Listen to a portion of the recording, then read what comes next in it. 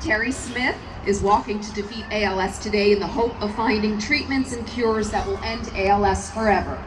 Terry was diagnosed with ALS in November of 2021. He's here today with his friends and family from Hood River, Oregon. Let's give a big welcome to Terry. Woo!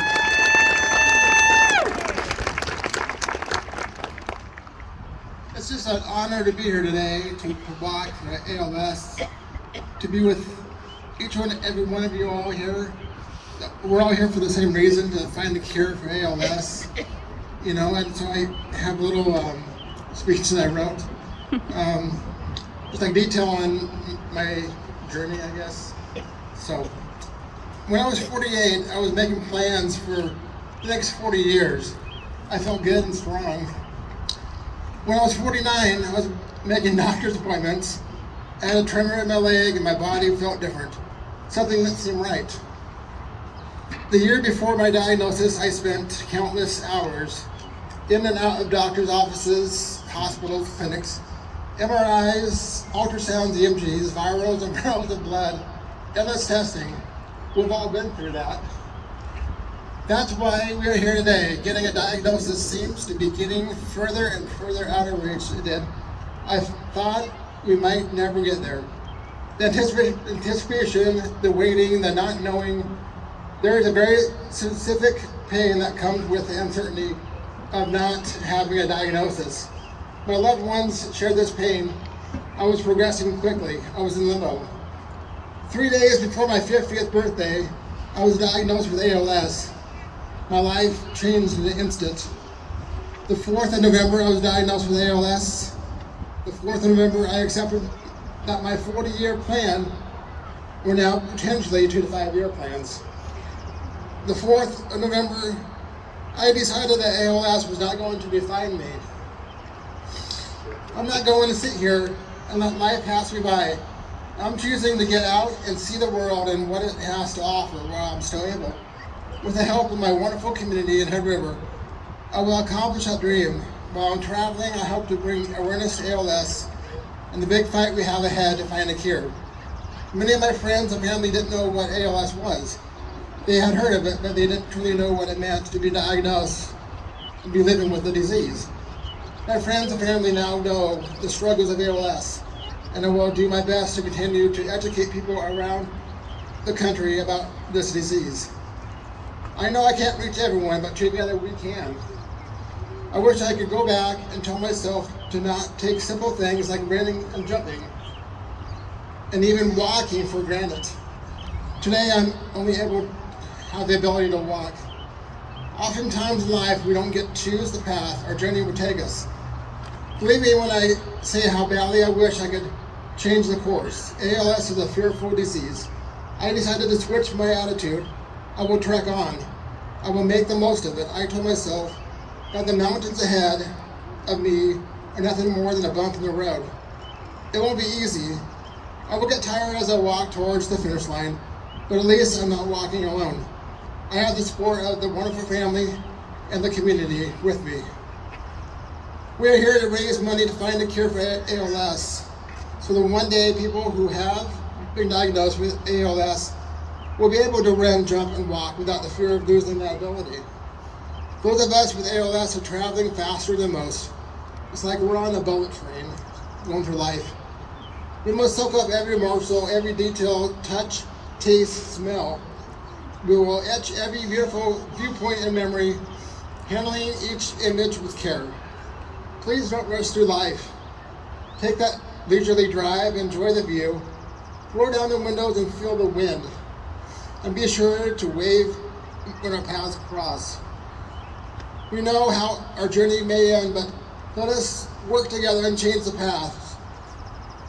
It will become a path that leads to mountains where we all walk and run. Today the sun is shining. I'm surrounded by hundreds of new and old friends. We may get tired, but we will cross the finish line together.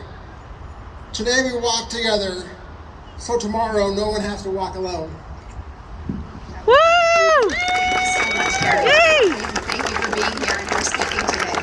You can come stand right over here with Emily Rose. Like Terry's, there are so many stories of challenge and heartbreak and perseverance and hope here today, because we all come to Walk to Defeat ALS with our own connection to the disease. It's a disease that challenges families across the country every day, and it confounds researchers and doctors with its complexities. But we're here not because we choose to accept that ALS is an unsolvable puzzle. We will continue because we believe that someday we can unlock ALS. So hopefully each and every one of you got a key this morning and you're wearing it around your neck right now. If you don't have one, you can stop by the Unlock ALS tent just around the corner there. These keys represent our commitment to unlocking the barriers to effective and compassionate care, to unlocking the physical constraints which threaten patients' everyday existence, and to unlocking the medical mysteries that will someday lead us to a cure. Thank you. Yes, the colored lanyards we represent our diverse connections to ALS and this walk.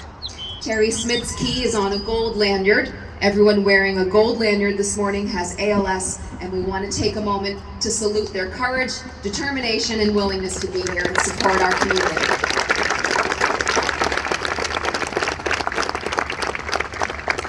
Jenny F. is wearing a blue lanyard. She, like others, knows and loves someone with ALS. She's walking to honor her husband, Brian, who was diagnosed with ALS in 2010. She hopes we can find cures and treatments for ALS to help Brian and many others living with ALS. Thank you, Jenny. Madeline Denko Carter's Unlock ALS key is on a white lanyard, along with others who have lost someone to ALS. Madeline's husband, Steve, lost his brave battle with ALS in December of 2020. She's here with the rest of her team, Carter's Champions, to celebrate Steve's life. Madeline's here to support those living with ALS and let them know they're not alone. And Lauren Brown's lanyard is red to represent all of those here who support the cause and want to end ALS. As a nurse practitioner for Providence Brain and Spine Institute, she has had the honor of meeting many inspiring people living with ALS.